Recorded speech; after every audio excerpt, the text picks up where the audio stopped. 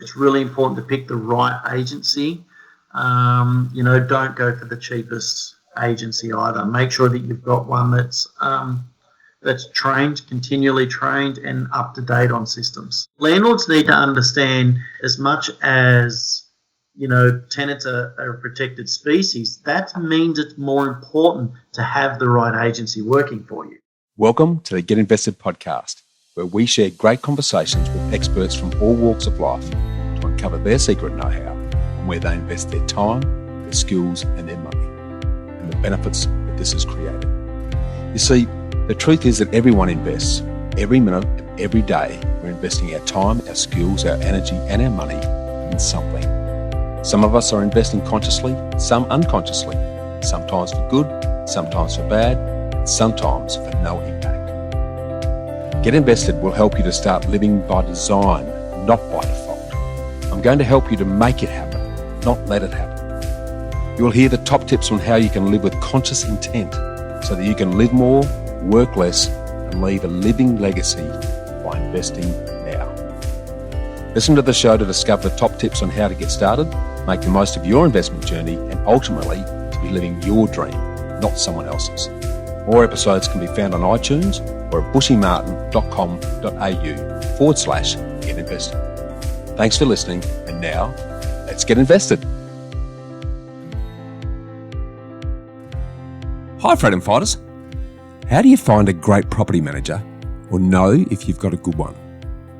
And why do I ask you this? Because the person who will have the longest relationship with you and your investment property will be your property manager, and their quality will make or break your experience as a property investor. Get a bad one, and it can be a nightmare. Get a great one, and it'll be smooth sailing. So you need to make sure you get a really great one, and I mean not just good, but great. Last week, I focused on the pros and cons of self-managing versus professionally managing your investment property, inspired by my conversations with Deniz Yusuf of Inspired Growth Training. And you'll really enjoy the second half of his great conversation in the upcoming episode, where he deep dives into the details of property management. So, to further set the scene, how do you go about finding a great property manager as opposed to just an average one? Or knowing whether your current property manager is good, great, or otherwise? Because the unfortunate reality is that the average life of a property manager in many real estate offices is just 6 months in many states around the country. They can be a bit like revolving doors, which can be a real headache when someone new is managing your property a couple of times every year. Now, why is this?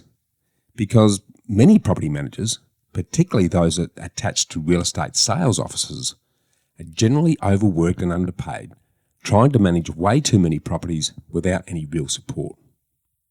This is one of the main reasons that my awesome wife Sonia and I started our own property management business many years ago, because we were unsatisfied with the quality of property management on our own properties and actually believed we could do a better job.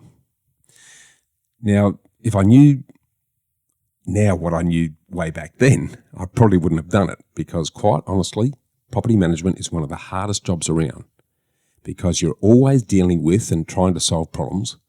There's quite often a lot of conflict between tenants and landlords. You have to be on call 24/7 for tenant issues. You're generally the meat in the sandwich, and the legal risks and ramifications of adhering to the ever more restrictive and prohibitive tenancy legislation is growing by the day. Being the go-between, the tenant and the landlord, is a real balancing act, and it takes someone who actually enjoys conflict, is great at multitasking, has awesome people skills, is a good negotiator and problem solver, and is extremely resilient to be able to survive and thrive in this challenging, never-ending environment. As an example, when Sonia and I first started our property management business, Sonia went away for a week to an interstate conference, so I agreed to sit in the chair while she was away, and I thought, this can't be that hard. And as a construction-hardened project manager, I thought it was going to be a piece of cake. How wrong I was. The first day in, I was up to over 100 new tasks to complete, and I was answering abusive calls from unhappy tenants on a number of properties that we'd inherited from a property manager who had left the industry. As soon as Sonia got back, I handed it all back to her and told her it was all hers. So as a result of this, I have a massive respect for the skills and expertise of property managers who endure and thrive in this type of challenging environment. And as a result of Sonia's success in building from the ground up a formidable, dedicated, award-winning specialist property management business, employing a team of 6 managing well over 400 properties for nearly 12 years, and then subsequently selling it so we could join forces to further empower know-how, her property management expertise is now employed to help our property investors screen and engage the best property manager where their property is located. So to help you better understand the intricacies of property management and to know what questions you need to ask and what the answers actually mean, today I'm going to download Sonia's guiding principles and rules of thumb, along with the questions that she asks potential property managers in order to select the best one. So what distinguishes a great property manager from the pack? I'll start by saying what it isn't. It's not the rate or percentage of the weekly rent they charge you to manage the property, which unfortunately is where it usually starts and stops for many investors. And this is the worst basis to select a property manager, as you always get what you don't pay for. Or alternatively, many investors fall for the mistake of engaging the property manager attached to the real estate officer who sold you the property. And I'll tell you why shortly.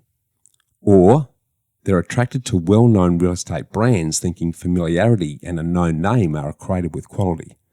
But this is often also a mistake, because it doesn't matter what name or colour is on the door.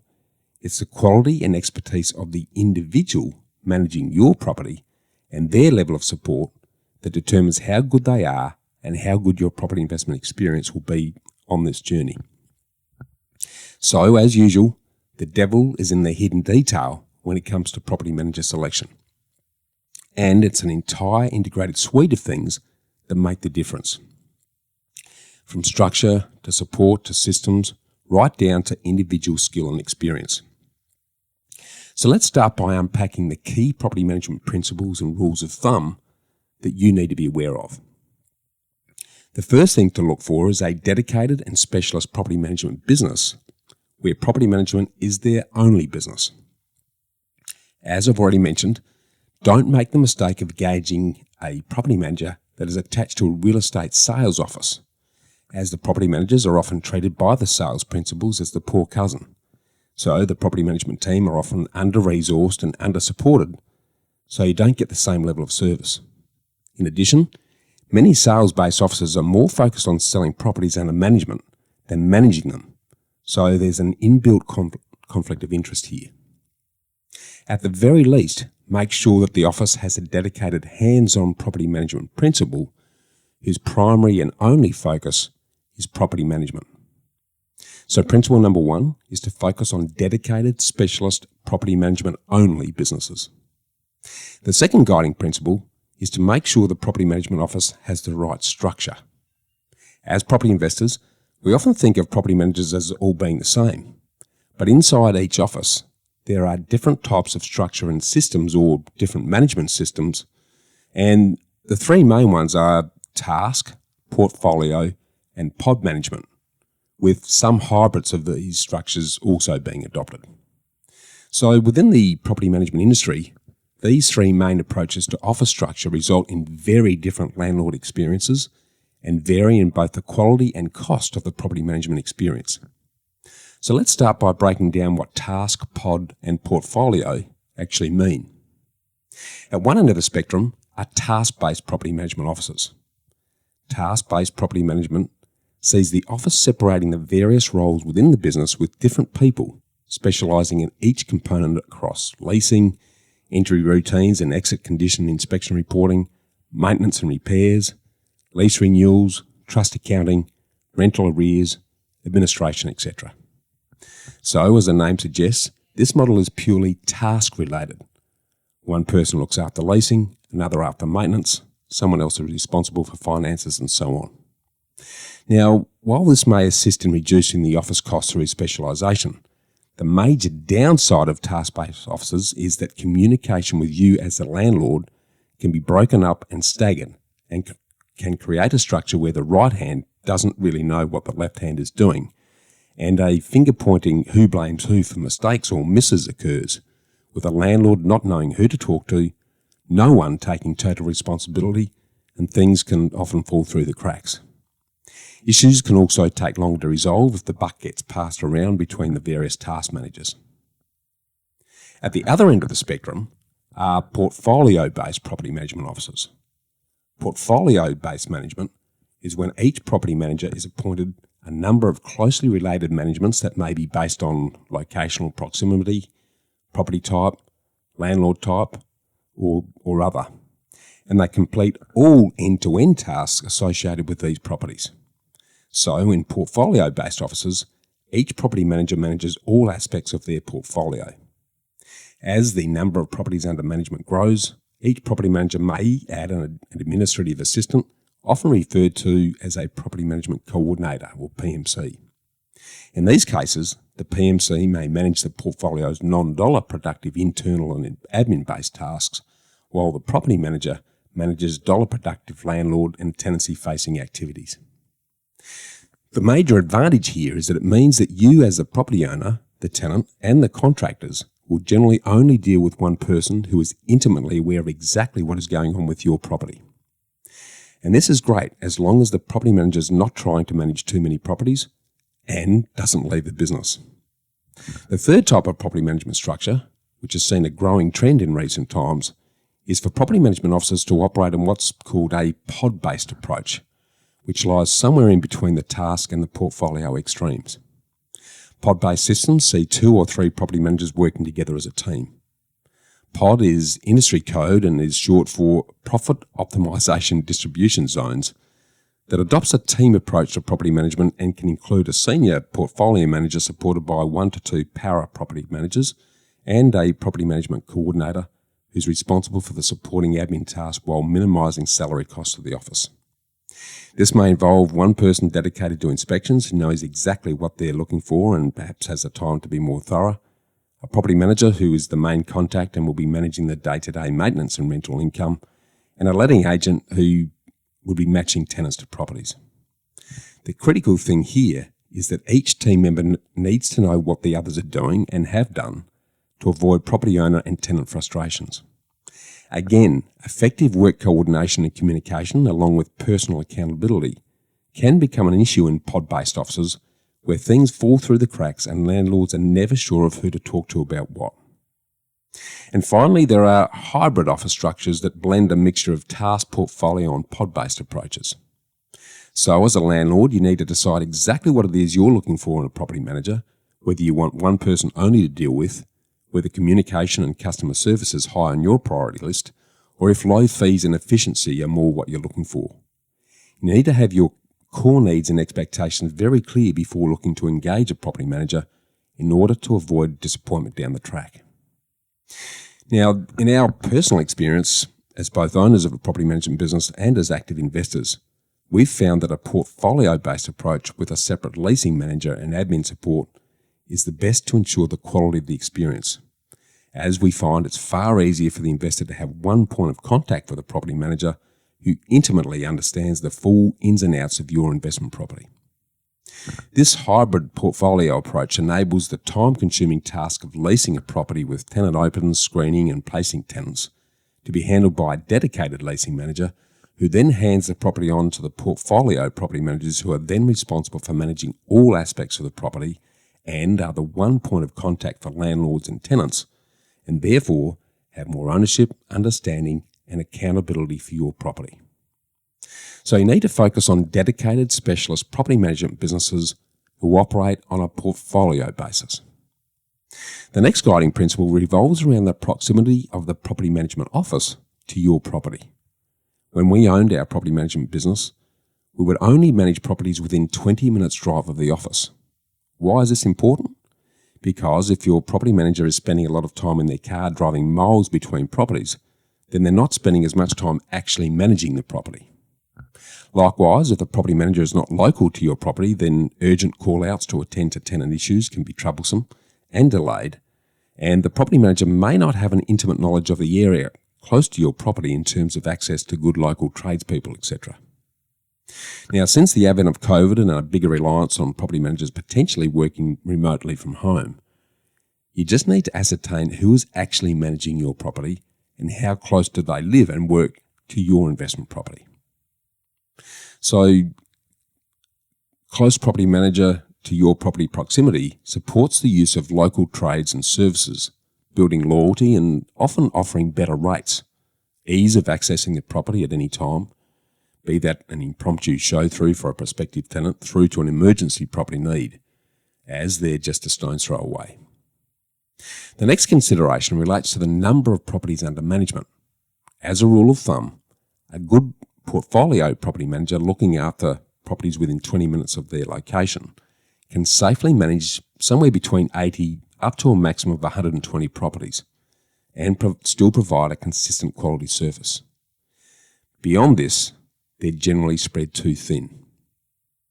Other important considerations include the property manager's leasing approach in terms of how and where your property is advertised and whether they take professional photos, use drone footage and prepare 3D virtual tours of your property to display the property at its best and attract the largest pool of quality tenants. You also need to find out who and when are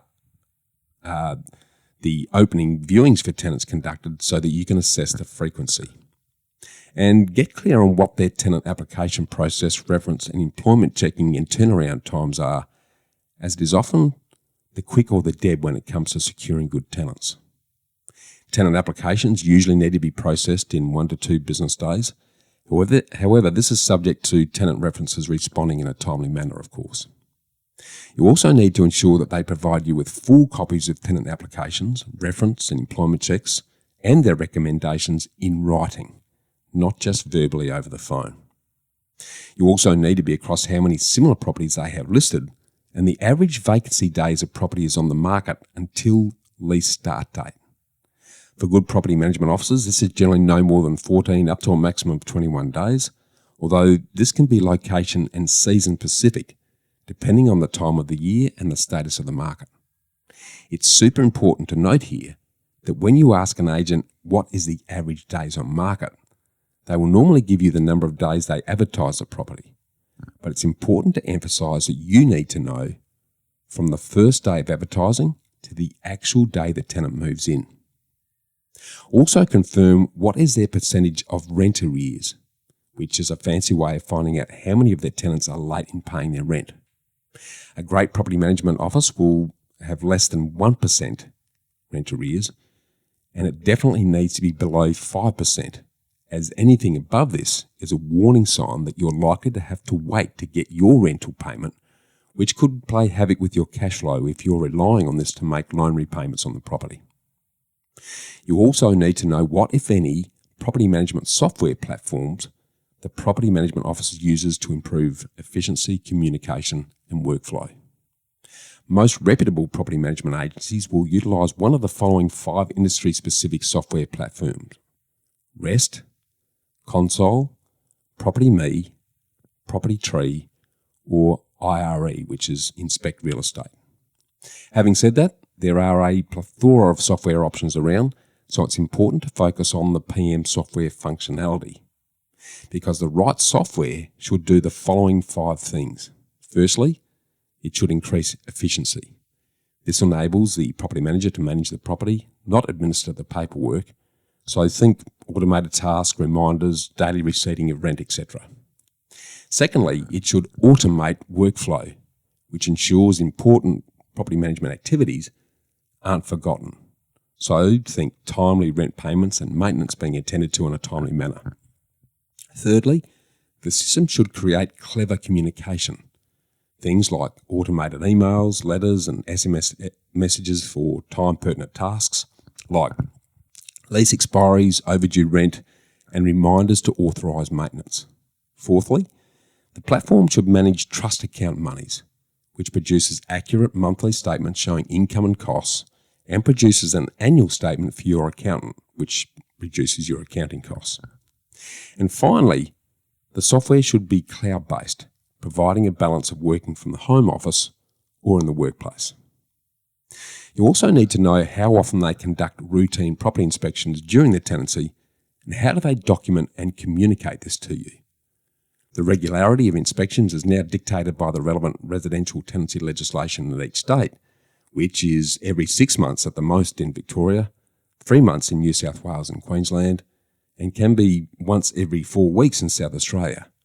But wherever possible, it's good to have routine inspections every 3 to 4 months, as a lot can happen to the condition of the property beyond this if it's left too long. The next area you need clarification on is the property management officer's approach to maintenance responses and quotes. Now, this is the biggest bugbear for tenants, so software automation and reminders are key to progress maintenance. Most states have legislation around when a maintenance item needs to be actioned and or remedied.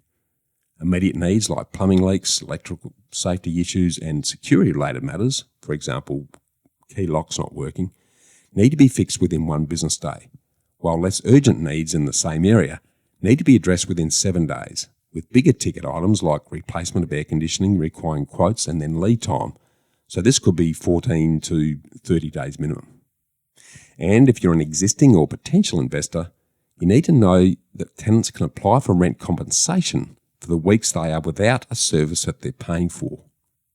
By way of example, a tribunal may deem that $20 per week for a dishwasher that is not working is fair rent compensation, while an air conditioner in the tropics might get $50 a week discount. All of this is subject to tribunal determination unless your property manager is able to reach a mutual agreement on what that weekly compensation value is. Now, I could go into much more detail on this and many more considerations, but these are the key aspects to watch out for at the office level. And if you aren't getting immediate and finite answers to these questions, then this is a red flag that they aren't on top of their business and you need to be wary about engaging them. Next, you need to drill down to find out the details about who will actually be managing your property. Who are they? How long have they been a property manager? And how long have they been managing properties in this particular office? Longevity and stability are the key here.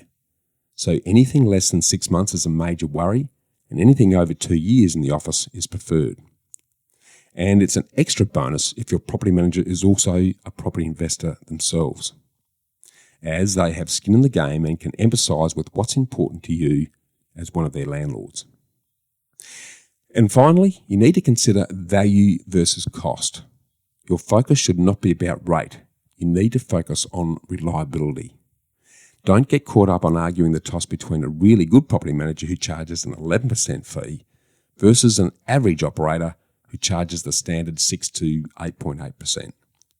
In most cases, the difference between the two amounts to only the cost of about a cup of coffee a week. And if you're prepared to put your most valuable asset at risk for this amount, you probably shouldn't be investing in property at all. So this is our whirlwind Reader's Digest summary of what it takes to identify a great property manager.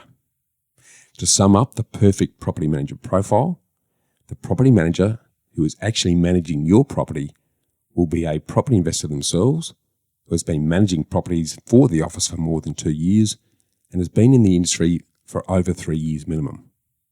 They operate on an end-to-end portfolio basis, managing no more than 120 properties, all within 20 minutes of their office location, supported by a proprietary cloud-based property management software system like REST, Console, or Property Tree, with 3 to 4 documented routine inspections a year. Property leasing is handled separately by a dedicated leasing manager. They operate in an office that has less than 5% rent arrears. Tenant applications are processed within 24 hours and the average vacancy days is a maximum of 14 from advertising through to tenant occupation. And the office is a dedicated and specialist property management business that excludes property sales. So now that you have a better understanding of what to look for and what's important in selecting a property manager, let me share with you the questions that Sonia now asks all property management officers that she interviews when we're screening the best property manager in locations that our investors are purchasing properties in. Let's start with the overall business details. And here's the questions. Who are they and how long have they been in business? To warm things up, ask them their thoughts on the local tenant demographic in the area, around where you have bought a property or you're looking to buy. Next, you need to understand their structure. Ask, Are you a property management only business, or are you attached to a sales office? Is property management a dedicated business unit? How is the office structured? Is it pod, task, or portfolio? Is leasing separated? How many do you have on your team, and what are their roles? How long has the existing team been in place? How many properties does the office manage? How many properties does each property manager manage? What is the percentage of properties managed in the suburb or area where your property is located? What's the proximity of the office to your property? Who will personally manage all aspects of my property? How long have they been with the business? How many years have they been in property management? Are they a property investor themselves? Next, we turn to listing and leasing. What's your listing process? How are leasing inquiries and viewings handled? What's the current number of properties that are up for lease now or on your rentals available list? What are the average days on market from advertising through to actual lease start date? What property leasing and management software do you use? Who shows potential tenants through our investment property? How do you provide a prompt appointment setting service for tenants? What's your philosophy and approach on marketing your rental property? How are prospective tenant applications processed? What's your guaranteed turnaround time for processing an application? Will you provide me with a full copy of the tenant application and references? Will I be consulted before you approve a tenant application? Next, we turn to day-to-day management questions. What property management systems do you use? What's your process for dealing with rent arrears? What's your average percentage of rent arrears? What's your process for repairs and maintenance? At what price point do you believe a quote is warranted? Are all repairs and maintenance and service providers licensed? Now, this is important to protect your landlord insurance if a claim's made. How often will you inspect our property? What reports can I expect? When do you pay my monies into our bank account? How often will you communicate with me and in what form? If I leave a message for you, in what time frame can I expect a return call? What support systems do you have in place if my property manager is sick or is on leave? And finally, we turn to their fee structure. What's your percentage management fee? What additional fees do you charge? Is there a letting fee when new tenants move in? Now, this is generally 1 to 2 weeks' rent. Is there a lease renewal fee for lease extensions? How often am I charged this? Do you charge a monthly statement fee? Is there a cost for end of financial year reports? Do you charge for inspections?